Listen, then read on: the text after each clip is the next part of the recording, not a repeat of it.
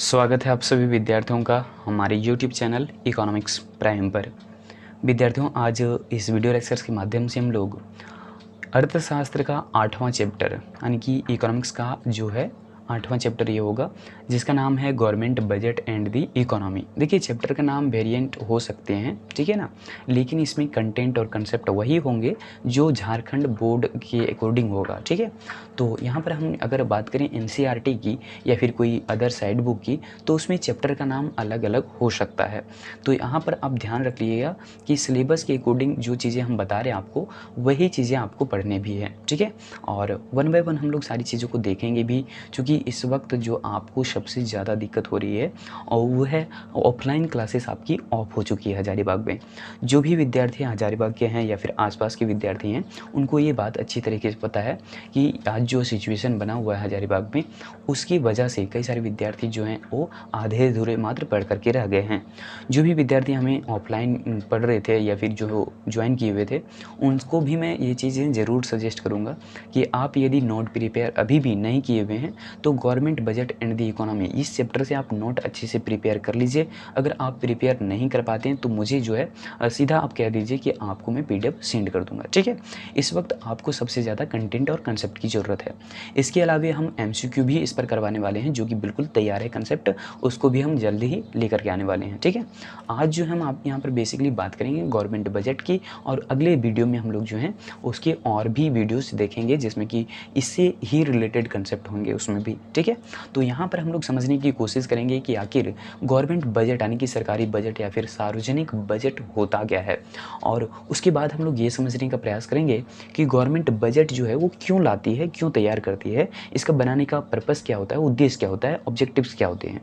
तो यहाँ पर हम लोग डेप्थ में बात करेंगे सारी चीज़ों पर, क्योंकि ये जो आपका क्वेश्चन है कि बजट क्या है, बजट के उद्देश्य क्या हैं, ये सवाल आपसे ज़रूर होगा झारखंड 12वीं बोर्ड में, ठीक है। तो यहाँ पर आज हम लोग जो है इस वीडियो लेक्चर के माध्यम से इंट्रोडक्शन पार्ट देखेंगे, जिसमें हम लोग ये समझेंगे कि बजट का अर्थ क्या होता है, बजट की परिभाषा कैसे लिखी जा सकती है, और बजट जो है हमारे आर्टिकल में कहाँ पर शामिल है। इसके अलावा कि हमारा जो बजट है वो हमारा उद्देश्य क्या होता है सरकारी बजट का या फिर सार्वजनिक बजट का, इसको भी हम लोग समझेंगे। ध्यान दीजिए, चैप्टर का नाम कह रहा है कि government budget and the economy. इसका मतलब सार्वजनिक बजट क्या है और हमारी अर्थव्यवस्था क्या है, इसके बारे में हम लोग को जानना होता है। तो सबसे पहले हम बात करें अगर कि वर्ड जो आया है बजट, ये तो इंग्लिश लैंग्वेज है, जो कि कहाँ से ड्राइव होकर के आया है, तो बोलता है कि derived from the French word. French भाषा के एक वर्ड है, ध्यान में रखिए, वो कौन सा वर्ड है, हमारा बॉगेट। बॉगेट का अर्थ होता है, बॉगेट का अर्थ होता है भाई चमड़े का थैला या फिर स्मॉल लेदर बैग, यानी कि एक छोटे चमड़े का थैला। आप लेदर बैग भी बोल सकते हैं या फिर स्मॉल लेदर बैग यानी कि एक छोटे चमड़े का थैला भी बोल सकते हैं। क्या कह रहा है, it is a statement of the financial plan of the government. बोलते हैं कि जो वित्तीय वर्ष के लिए जो है सरकार लेकर के आती है प्लान, वो पूरा का पूरा इसमें स्टेटमेंट है कह सकते हैं, यानी कि लेखा जोखा होता है या फिर कह सकते हैं विवरण होता है। मतलब बजट जो है वो एक ऐसा विवरण है जिसमें नए वित्तीय वर्ष के लिए जो है एक ऐसा प्लान सेटअप करती है गवर्नमेंट, जिसके माध्यम से वो इकोनॉमिक डेवलपमेंट की जो प्रोसेस हैं या फिर इकोनॉमिक डेवलपमेंट का जो कह सकते हैं कि प्रोसेस को अचीव करने की जो ताकत होती है वो प्लानिंग में ही होती है। तो इसी वजह से गवर्नमेंट जो है एक प्रॉपर प्लानिंग सेटअप करके आती है कि हम जो है नए वित्तीय वर्ष में यहाँ पर इस फंड को जो है इस्तेमाल करने वाले हैं, और यहाँ इन जगहों से जो है हमें इतना रेवेन्यू जो है जनरेट होने वाला है। इन सारी चीज़ों का जो है एक प्रकार का स्टेटमेंट होता है बजट, ठीक है। यानी कि बजट जो है एक प्रकार का ऐसा वित्तीय विवरण है जिसमें कि सरकार पूरी तरह से अपनी अनुमानित आय और अनुमानित खर्चे दोनों चीज़ों को शामिल करती है, ठीक है। आगे बात करेंगे इस चीज़ में। देखिए क्या बोल रहा है कि government budget is an annual financial statement. देखिए, सरकारी जो बजट होता है या फिर सार्वजनिक जो बजट है उसको हम लोग एनुअल फाइनेंशियल स्टेटमेंट भी कहते हैं। इस चीज़ को आप नोट कर लीजिए, एनुअल फाइनेंशियल स्टेटमेंट के भी नाम से जाना जाता है कौन, गवर्नमेंट बजट, ठीक है। जिसमें दिखाया जाता है, यानी कि शोइंग दिखाया जाता है क्या, items wise estimates of रेसिप्ट्स and expenditures during financial year. क्या कह रहा है कि एक वित्तीय वर्ष के लिए जो है सरकार क्या तैयार करती है, इसमें अनुमानित जो कहाँ कहाँ से पैसे कितने प्राप्त प्राप्त होने वाला है, यानी कि कितना प्राप्त होने वाला है, इसको क्या बोल रहे हैं, एस्टिमेट्स ऑफ रिसिप्ट्स, मतलब अनुमानित खर्चे कितने होंगे, और सरकार अनुमानित रूप से किन क्षेत्रों पर यानी कि प्राइमरी सेक्टर पर कितना खर्चा करने वाली है। फिर उन सारे सब सेक्टर पर, यानी कि प्राइमरी सेक्टर के भी सब सेक्टर होते हैं जिसकी बात हम नेक्स्ट वीडियो में करने वाले हैं ज़रूर, जिसमें कि हम आपको इकोनॉमी के बारे में बताएंगे। ठीक है, तो इकोनॉमी के बारे में जब हम आपको बता देंगे तो वहाँ पर बिल्कुल क्लियर हो जाएगा आपको कि इकोनॉमी के अंदर कौन कौन से सेक्टर हैं और किसको हम लोग सब सेक्टर के नाम से जानते हैं। तो अगर हम सिंपल से बात करें कि इकोनॉमी में 3 सेक्टर हैं, एक हमारा प्राइमरी सेक्टर, दूसरा सेकेंडरी और तीसरा टर्सरी सेक्टर। इन तीनों सेक्टर पर जो है गवर्नमेंट कितना कितना खर्च करने वाली है, और वहाँ उन तीनों क्षेत्रों से गवर्नमेंट जो है कितना रिसिप्ट करने वाली, कितना प्राप्त करने वाली है पैसा मौद्रिक रूप में, इन टर्म्स ऑफ मनी। तो कह सकते हैं कि गवर्नमेंट जो है एक प्रकार की अनुमान करती है कि हम जो है नए वित्तीय वर्ष के लिए क्या तैयार कर रहे हैं, एनुअल फाइनेंशियल स्टेटमेंट यानी कि बजट तैयार कर रहे हैं, जिसमें गवर्नमेंट ये दिखा रही है कि आइटम वाइज है ना, सारी चीज़ों को सजा करके, मतलब प्राइमरी सेक्टर पर अगर खर्चा हो रहा है तो कितना, और प्राइमरी सेक्टर में अगर एग्रीकल्चर सेक्टर पर खर्चा हो रहा है तो कितना, अगर हॉर्टिकल्चर यानी कि बागवानी पर खर्चा हो रहा है तो कितना। बात समझ में आ रहा है कि नहीं। तो हर एक जगह पर जो है गवर्नमेंट का एकदम प्लान प्रॉपर सेटअप होता है बजट में। ठीक है, तो ये आपको व्यू पूरा मिल गया होगा कि बजट आखिर होता क्या है। उम्मीद करते हैं समझ में आ रहा होगा। यदि आपको वीडियो फास्ट लग रहा है या फिर जो है कंटेंट समझ में नहीं आ रहे, तो वीडियो के कमेंट सेक्शन में जाकर के आप बता सकते हैं कि कौन सी चीज़ों में आपको कमी नज़र आ रही है। ठीक है, आगे देखिएगा ध्यान से, यहाँ से प्रश्न पूछा जाता है जिसको हमने बोल्ड कर दिया हुआ है, हाईलाइटेड जो वर्ड हैं वहाँ से ही आपके ऑब्जेक्टिव सवाल हो सकते हैं। बोले कि एनुअल जो फाइनेंशियल ईयर होता है ये तो हमको पता है, लेकिन आप बता दीजिए कि इसका ड्यूरेशन कहाँ से कहाँ तक होता है। तो बोल रहा है भाई 1 अप्रैल से लेकर के 31 मार्च। मान लीजिए कि अगर हम जो है वित्तीय वर्ष के बारे में बात करें 2021-22 की, तो हम कैसे बोलेंगे कि 1 अप्रैल 2021 और अंत कब होगा, 31 मार्च 2022। कब से बोल रहे हैं, फाइनेंशियल ईयर को हम लोग ध्यान में रखिए, एक नाम और भी जानते हैं इसको तो हिंदी में जानते ही हैं कि वित्तीय वर्ष कहा जाता है, लेकिन एक और इसका नाम है जिसको हम लोग कहते हैं राजकोषीय वर्ष, जिसको हम लोग अंग्रेजी में फिस्कल ईयर भी बोलते हैं। ठीक है, यानी कि सरकार के जो भी कार्य किए जाते हैं वो इसी कार्य अवधि के दौरान होता है, जिसको हम लोग राजकोषीय यानी कि राजा के कोष से जो काम होते हैं उस सारी चीज़ों को हम लोग बोलते हैं राजकोषीय। और पूरे वर्ष में वो जो है कि कौन कौन से क्षेत्रों पर कितना खर्च कर रही है, किन क्षेत्रों से कितना सरकार प्राप्त कर रही है, इसीलिए हम लोग उसको बोलते हैं राजकोषीय वर्ष। यानी कि राजा जो है वो अपने फंड का इस्तेमाल इन पूरे 1 साल में कहाँ कहाँ पर कर रही है, और पूरे 1 साल में कहाँ कहाँ से सरकार ने पैसे जुटाए हैं। ठीक है, उम्मीद करते हैं समझ में आ गया होगा। तो फाइनेंशियल ईयर का दूसरा नाम आपको पता चल गया, फिस्कल ईयर भी बोलते हैं, राजकोषीय वर्ष भी बोलते हैं, और फाइनेंशियल ईयर का हिंदी तो पता है आपको, वित्तीय वर्ष। ठीक है, ये शुरू कब होता है, 1 अप्रैल से, और ख़त्म कब होता है, 31 मार्च। 1 अप्रैल कौन सा है, हमने बता दिया आपको, 1 अप्रैल इस वर्ष वाला, मतलब कि 2021-22 की अगर हम बजट की बात करें तो ये तो पेश हो चुका है 1 फरवरी को, आप चाहें तो देख सकते हैं। उसका लिंक जो है इस वीडियो के डिस्क्रिप्शन बॉक्स में दे दिया गया है, जहाँ से आप बजट का ओरिजिनल डॉक्यूमेंट्स डाउनलोड कर सकते हैं। ठीक है, अब मैंने ये भी आपको बता दिया कि फाइनेंशियल ईयर का नाम दिया गया है फिस्कल ईयर। अब ये फाइनेंशियल ईयर अगर हम बात करें 2021-22 की, तो कैसे बोलेंगे कि 1 अप्रैल 2021 को शुरू हुआ और ख़त्म कब होगा, 31 मार्च 2022। उम्मीद करते हैं क्लियर हो गया होगा। ठीक है, चलते हैं आगे। क्या बोल रहा है, according to the provisions of the constitutions, बोल रहा है कि आर्टिकल 112 में जो है हमारे संविधान में ये चीज़ लिखा गया है, ये चीज़ प्रोविज़न जो है स्पष्ट किया गया है वहाँ पर कि प्रत्येक वर्ष गवर्नमेंट क्या करेगी, इंडियन गवर्नमेंट क्या करेगी, रिप्रेजेंट करेगी। क्या बोल रहा है कि according to the provisions of the constitutions article 112, मतलब कि 112 आर्टिकल अगर आप ध्यान देंगे संविधान का, तो उसमें आपको जो है स्पष्ट ये चीज़ें मिल जाएगा कि गवर्नमेंट को जो है, इंडियन गवर्नमेंट को, ठीक है आगे ध्यान दीजिएगा, government of India is required to represent an annual financial statement before the house of parliament. बोले कि पार्लियामेंट के समक्ष जो है सरकार को ये चीज़ें प्रस्तुत कर देनी होती है कि देखिए भाई हम यहाँ पर इतने खर्चे करने वाले हैं, इन क्षेत्रों पर हम इतना खर्च करेंगे, और अनुमानित ये है हमारा कि इतना खर्च करने के बाद हमें इतना इनकम जनरेट भी होगा, जिससे कि हम जनरल सोशल सर्विसेज या फिर सोशल वेलफेयर के लिए जो है काम कर सकते हैं। ठीक है, तो ये सारा जो है रिप्रेजेंट कौन करती है, कह सकते हैं क्या, जो हमारे वित्त मंत्री होती है, जो हमारे फाइनेंस मिनिस्ट्री होती है, उसके माध्यम से कह सकते हैं कि एनुअल फाइनेंशियल स्टेटमेंट जो है पेश कर दिया जाता है। आप चाहें तो इसको स्क्रीन पर देख सकते हैं, फोटो हम लगा दिया है, ज़्यादा देर तक नहीं रख सकते क्योंकि ये जो फोटो है ये कॉपीराइट हो सकता है। ठीक है, अब चलिए हम लोग आगे बढ़ते हैं। नोट करके हमने एक बात लिख दिया हुआ है जो कि बहुत ही इंपॉर्टेंट है, कह सकते हैं। क्या? ध्यान दीजिए, अगर आपको बजट की इंपॉर्टेंस के बारे में पूछेगा तो ये जो हमने नोट किया हुआ वर्ड, इसी से मात्र आप बहुत ज़्यादा ब्रॉड कंसेप्ट लिख सकते हैं, ठीक है। इसीलिए मैं कह रहा हूँ कि ये जो नोटेड पॉइंट है इसको आप जरूर लिख दीजिएगा। एग्जामिनेशन में अगर पूछा जाता है कि बजट क्या है, वहाँ पर आप नोट करके इन बातों को अगर लिख देते हैं तो मेरा मानना है कि आपका हाफ नंबर जो अगर कटने वाला है तो एक भी आपका जो है नंबर नहीं कटेगा, हाफ नंबर नहीं कटेगा, 0.0001% भी आपका अंक कटने नहीं देगा। मात्र इस स्टेटमेंट से क्या बोल रहा है? When the government spends according to the budget, मतलब बजट क्या है भाई, ये तो हमने देखा था अभी, जस्ट आपको आगे दिखा देते हैं हम क्या बोल रहे थे इसको। बजट को हम लोग बोल रहे थे एनुअल फाइनेंशियल स्टेटमेंट, और उससे भी महत्वपूर्ण वर्ड एक आया था ऊपर में, देखिएगा, it is a statement of the financial plan. मतलब कि हम लोग बजट जो है पूरी तरह से प्लान सेटअप करके रखते हैं, और इसी वजह से कह रहा है कि जब गवर्नमेंट क्या करती है, स्पेंड्स करती है, खर्चे करती है, किसके अकॉर्डिंग? बोला कि बजट के अकॉर्डिंग, मतलब प्लान के अकॉर्डिंग। तो क्या होता है? It has direct effect on the economic growth of the sorry क्या क्या बोल रहा है, the when the government spends according to the budget it has direct effect on the growth of the country या फिर इकोनॉमी। क्या बोल रहा है कि बजट जो है, यदि बजट के अकॉर्डिंग जो है सरकार खर्चे कर रही है तो निश्चित तौर पर, यानी कि प्रत्यक्ष रूप से जो है पूरी हमारी अर्थव्यवस्था जो है, उनकी जो आर्थिक समृद्धि है उसको जरूर प्रभावित करती है, ठीक है। इसीलिए कई जो है अच्छे ज्ञान लोग अर्जित किए होते हैं, उनका ये मानना है कि गवर्नमेंट जो बजट प्रस्तुत करती है वो हर एक नागरिकों को ध्यान देना चाहिए, ठीक है। उस पर हर एक नागरिक अगर ध्यान दें तो निश्चित रूप से उस पर जो काम हो रहे हैं या फिर उस पर जो पैसे खर्चा करनी चाहती है, किस सेक्टर पर कितना, इन चीज़ों के बारे में आपको स्पष्ट रूप से जानकारी हो जाती है। इसी वजह से कहता है बहुत कोई कि आपको बजट के बारे में जो है डिटेल में जानकारी होनी चाहिए, भले ही आप इकोनॉमिक्स के विद्यार्थी हों या फिर कोई सामान्य नागरिक हों, ठीक है।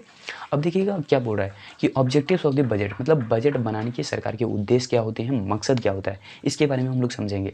बोले the following are the main objectives of the government's budget.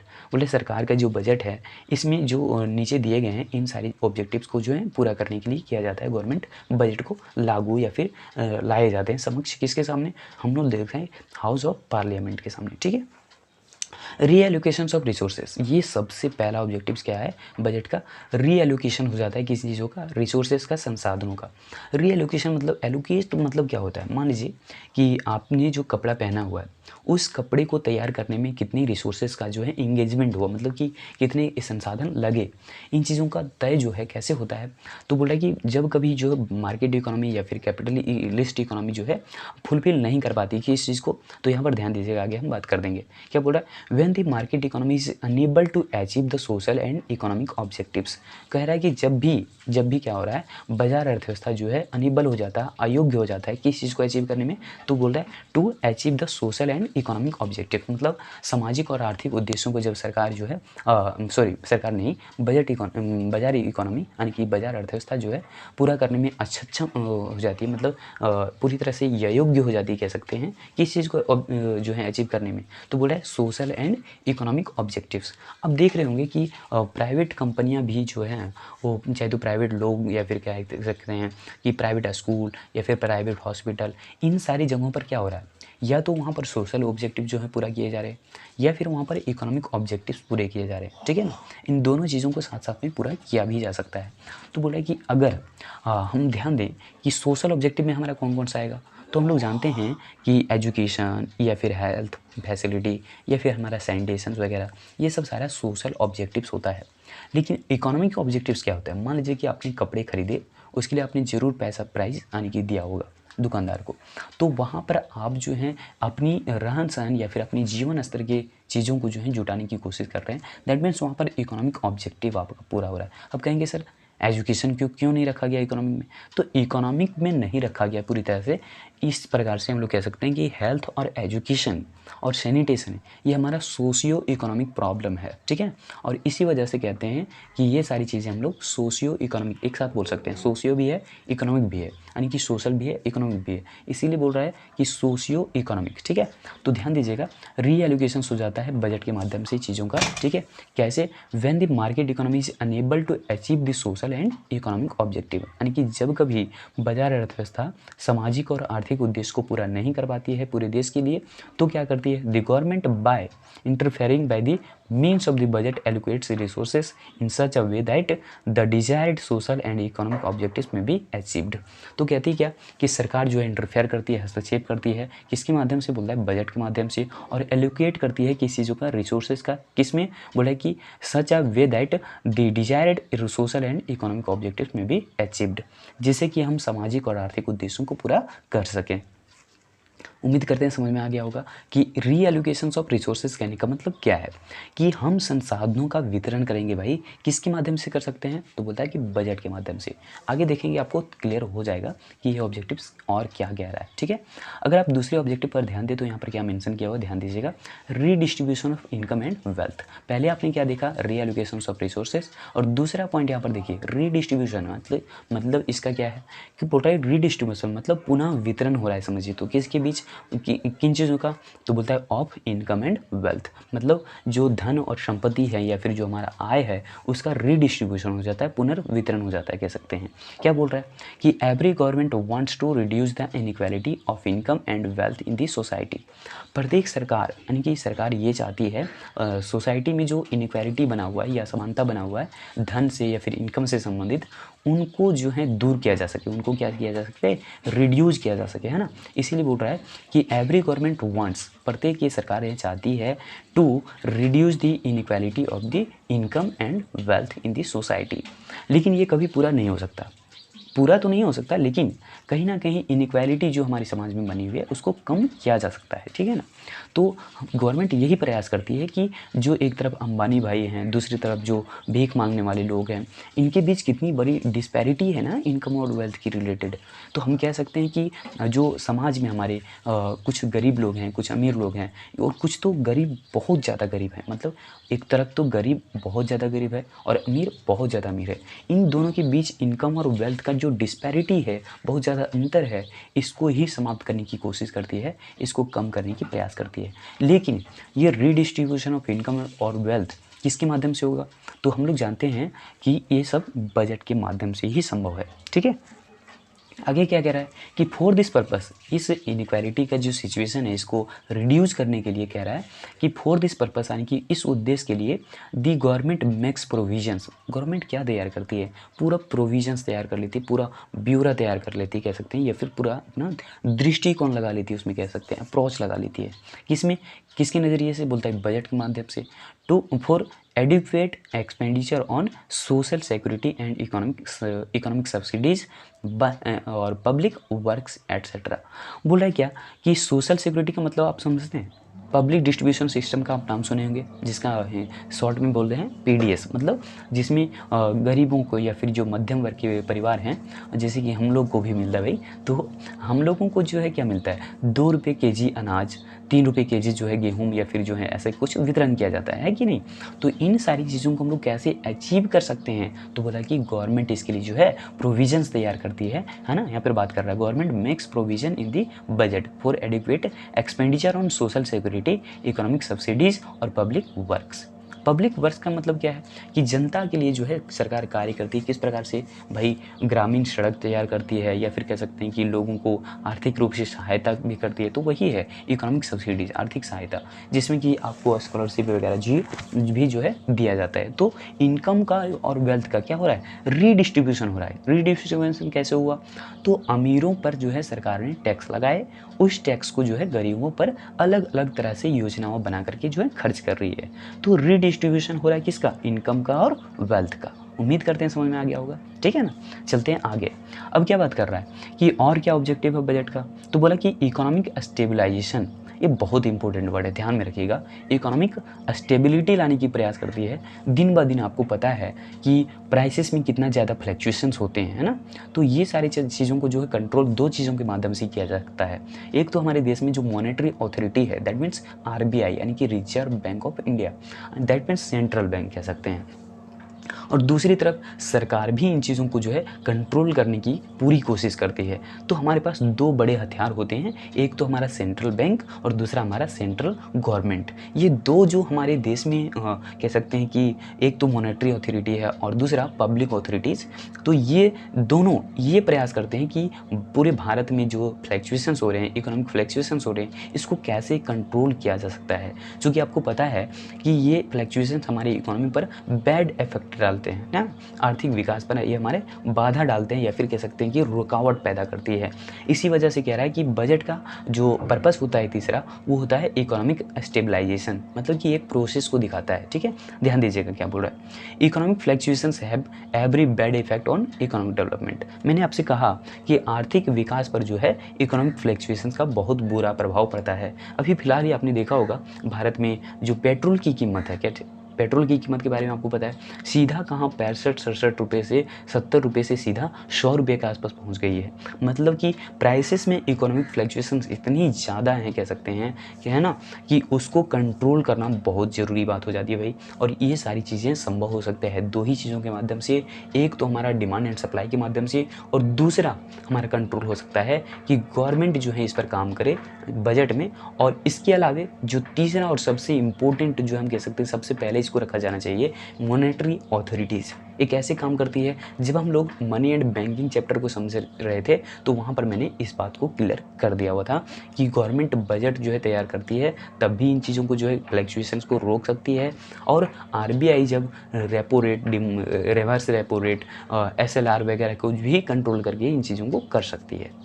उम्मीद करते हैं समझ में आ गया होगा। जिन विद्यार्थियों को इन चीज़ों के बारे में जानकारी नहीं है, इस छोटे छोटे टर्मोलॉजी कि CRR क्या होता है, यानी कि कैश रिजर्व रेशियो क्या होता है, SLR यानी कि सैचुरेटरी लिक्विडिटी रेशियो क्या होता है, यानी कि RBI के फंक्शंस के बारे में अगर आपको नहीं पता है तो मुझे कमेंट सेक्शन में जाकर के ज़रूर बता दीजिएगा। इस पर हम एक अलग सी वीडियो लेक्चर तैयार कर देंगे। ठीक है, चलते हैं आगे। क्या बोल रहा है कि economic fluctuations have every bad effect on economic development, so the government tries, इसलिए गवर्नमेंट क्या प्रयास करती है, to bring about the economic stability through the budget. और इसी वजह से सरकार ये प्रयास करती है कि बजट के माध्यम से इसको क्या किया जाए, स्टेबल किया जाए। ठीक है ना, क्या कह रहा है कि so the government tries to bring about the economic stability through the किसके, बजट के माध्यम से। सो यहाँ पर फुल स्टॉप लगा लीजिएगा। ठीक है, बजट के बाद फुल स्टॉप। उसके बाद बोल रहा है so that the prices of the goods and services may be stabilised and educate job opportunities may be created. जो शिक्षित लोग हैं उनको भी जॉब का सृजन हो जाता है, अवसर बन जाता है उनके लिए भी। क्यों? क्योंकि अगर हम लोग प्राइसेस पर यानी कि एक इकोनॉमिक फ्लैक्चुएशंस को अगर हम लोग कंट्रोल कर सकते हैं तो हम लोग निश्चित तौर पर जो लोगों में एक भावना पैदा हो जाती है कि सरकार जो है बहुत महंगी कर चुकी है सारी वस्तुओं का, ये कहीं ना कहीं सरकार को भी इससे फ़ायदा हो जाता है और जनता को फ़ायदा होता ही होता है, उनकी इकोनॉमिक वेलफेयर जो है बढ़ जाती है। ठीक है, तो उम्मीद करते हैं ये सारी चीज़ें आपको समझ में आ गया होगा। अगर मान लीजिए भाई कोई वस्तु का प्राइस अगर बहुत ज़्यादा बढ़ गया, मतलब उसमें फ्लैक्चुएशन बहुत ज़्यादा हैं, अब उस फ्लैक्चुएशंस को अगर हम लोग रोकना चाहें, सिर्फ फ्लैक्चुएशन मतलब वस्तु का प्राइस बढ़ना ही नहीं होता है, बहुत ज़्यादा वस्तु का प्राइस भी घट गया है ना, तब भी खतरनाक है। आपको पता होगा कि कई सारे किसान जो हैं आत्महत्या कर लेते हैं। क्यों? टमाटर जो है उत्पादन करने में आता है 5 रुपये कॉस्ट प्रति केजी के हिसाब से, और जब मार्केट में पहुँचते तो पता चलता है कि 3 रुपये प्रति केजी लगा रहे हैं। तो इस वजह से कई सारे किसान जो है आत्महत्या भी कर लेते हैं। तो ना ही हमारे लिए बहुत ज़्यादा फ्लैक्चुएशंस बहुत इंपॉर्टेंट है, मतलब कि प्राइसेस जो है वो बहुत ज़्यादा बढ़ना भी खतरनाक है, बहुत ज़्यादा घटना भी खतरनाक है। मतलब कि एक निश्चित सर्टेन अमाउंट में होना बहुत ज़रूरी है। ठीक है ना, मतलब कम से कम लोगों का एवरेज कॉस्ट जो ज़रूर निकल जाना चाहिए। ठीक है, जैसा कि हम लोग परफेक्ट कंपटीशन मार्केट में जानते हैं। हालांकि परफेक्ट कंपटीशन जो मार्केट की सिचुएशन है उसके बारे में अगर आपको पता होगा तो ये भी आप जानते होंगे कि वो रियल लाइफ में एग्जिस्ट नहीं करता है। ठीक है, अब यहाँ पर आपको इन सारी चीज़ों की जानकारी हो गई। सबसे पहले मैं बता दूँ आपको कि रीएलोकेशन ऑफ रिसोर्सेज के बारे में आप समझ गए। इसमें क्या होता है कि एक जो नेशन है हमारा वो पूरा का पूरा 2 सिस्टम से हमारा चल रहा है। अगर भारत में देखें तो एक हमारा जो है वो है कैपिटलिज्म, मतलब कि जो यहाँ पर प्राइवेट लोग हैं वो अपने फ़ायदे के लिए, अपने कह सकते हैं इंडिविजुअल प्रॉफिट के लिए जो है काम कर रहे हैं। दूसरी तरफ यहाँ पर गवर्नमेंट इंटरप्राइजेज भी हैं, यानी कि गवर्नमेंट सरकारी कंपनियाँ भी हैं जो कि एक साथ कह सकते हैं देश में में काम कर रही है, ठीक है, और अलग अलग ऑब्जेक्टिव्स को पूरा करने के लिए, अलग अलग मकसद को पूरा करने के लिए। तो यहाँ पर कह रहा है रीएलोकेशन ऑफ रिसोर्स में क्या कि when the market economy is unable to achieve the social and economic objectives of the nations, मतलब कि राष्ट्र की जो है सामाजिक और आर्थिक उद्देश्यों को जब पूरा नहीं कर पाती है तो सरकार क्या करती है, इंटरफेयर करती है, और उसके माध्यम से, किसके माध्यम से बोलता है, बजट के माध्यम से, और क्या करती है, allocates resources in such way that the desired social and economic objective में बी अचीव्ड, और सामाजिक और आर्थिक उद्देश्यों को पूरा कर पाती है, किसके माध्यम से, बजट के माध्यम से। क्लियर हो गया होगा। नेक्स्ट जो हमने बात किया था वो है redistribution of income and wealth. इसमें भी आप बात क्या कर रहा है कि every government wants to reduce the inequality of the income and wealth in the society, मतलब समाज से हर एक जो सरकारें होती है वो ये चाहती है कि समाज में जो डिस्पैरिटी बना हुआ है, इनइक्वालिटी की सिचुएशन है, एक कहाँ अमीर बहुत ज़्यादा अमीर होते जा रहा है, दूसरी तरफ गरीब कहाँ और ज़्यादा गरीब होते जा रहा है, इस चीज़ को कंट्रोल करने के लिए, इस चीज़ को इक्वल में लाने के लिए क्या करती है गवर्नमेंट, बजट के माध्यम से ही प्रयास कर सकती है। तो बोला किया कि फॉर दिस पर्पस, इस उद्देश्य के लिए द गवर्नमेंट मेक्स प्रोविजंस, जो है अपना दृष्टि जमाई हुई रहती है कि बजट में किस प्रकार से जो है उसका एलोकेशन किया जाए, ठीक है, या फिर किस प्रकार से उसका डिस्ट्रीब्यूशन किया जाए। तो बोला है adequate expenditure on the social security, economic subsidies और पब्लिक वर्क्स एट्सेट्रा। इन सारी चीज़ों के बारे में मैंने आपको डीपली बता दिया है। फिर हमने बात किया क्या, इकोनॉमिक फ्लक्चुएशंस। इसमें आपने क्या देखा कि प्राइसेस जो है वो दिन ब दिन बढ़ते जाता है, जो कि हमारी इकोनॉमी पर बैड इफेक्ट डालता है, और इस प्रकार से वो हमारी इकोनॉमिक डेवलपमेंट को क्या करता है, अफेक्ट करता है, पूरी तरह से प्रभावित कर देता है। So the government tries to bring about economic stability through the budget, यानी कि गवर्नमेंट जो है ये प्रयास करती है, बजट के माध्यम से ये प्रयास करती है कि हमारी जो देश में इकोनॉमिक फ्लक्चुएशन बहुत ज़्यादा हो रहे हैं, या तो प्राइसेस बहुत ज़्यादा बढ़ रहे हैं या तो प्राइसेस बहुत ज़्यादा घट रहे हैं, इस चीज़ को कंट्रोल करने के लिए जो है गवर्नमेंट अलग अलग तरह की पॉलिसीज क्रिएट करती रहती है बजट में, ठीक है ना, जिसमें कि क्या होता है, गुड्स और सर्विसेज का जो प्राइस है वो अपने आप स्टेबल हो जाता है, और जो एजुकेटेड लोग हैं उनको जॉब अपॉर्चुनिटी भी मिल जाती है, ठीक है। उम्मीद करते हैं समझ में आ गया होगा। चलते हैं अगली हम लोग जो है पॉइंट को समझने का कोशिश करेंगे। ये थोड़ा सा जो है पीडीएफ कैसा दिख रहा है, धुंधला थोड़ा सा, इसको हम जो है फ्रेश करने की कोशिश करते हैं। हाँ, अब आपको सही से दिख रहा होगा, ठीक है। अब यहाँ पर ज़रा ध्यान दीजिएगा क्या बोल रहा है, क्या बोल रहा है कि मैनेजमेंट ऑफ पब्लिक इंटरप्राइजेस, बोला कि जितनी भी पब्लिक इंटरप्राइजेस हैं उनका मैनेजमेंट भी बजट के माध्यम से ही किया जा सकता है। जैसे कि आप लोग जानते होंगे बीएसएनएल कंपनीज क्या है, पब्लिक इंटरप्राइजेस है। इसी प्रकार से पेट्रोलियम में भी बहुत सारे सरकारी कंपनियां हैं, ठीक है। तो बोल रहा है क्या, India has adapted mixed economy. देखिए इंडिया के बारे में आपको, इकोनॉमी के बारे में भी आपको पता चल गया, और यहाँ से सवाल होता है, क्या सवाल होता है कि यहाँ पर मिक्स्ड इकोनॉमी को जो है एडप्ट किया गया है, अपनाया गया, समझिए तो, ठीक है। जिसमें क्या होता है, बोल रहा है in which private and public sector both are operating. बोल रहा है मिक्स्ड इकोनॉमी में प्राइवेट और पब्लिक दोनों सेक्टर जो है मिलकर के काम करती है। अब देखिए बीएसएनएल जैसी कंपनी, सरकारी कंपनियां भी हमारे देश में हैं, और दूसरी तरफ जियो जैसी कंपनियां भी हमारे देश में हैं, एयरटेल जैसी कंपनियां भी हमारे देश में हैं, वोडा आइडिया जैसी हमारे देश में कंपनी है। तो ये सारी जो प्राइवेट और गवर्नमेंट वाली कंपनियां हैं, दोनों मिल करके कहीं ना कहीं जो है इकोनॉमिक डेवलपमेंट को अचीव करने में हमारे देश को मदद कर रही है, ठीक है।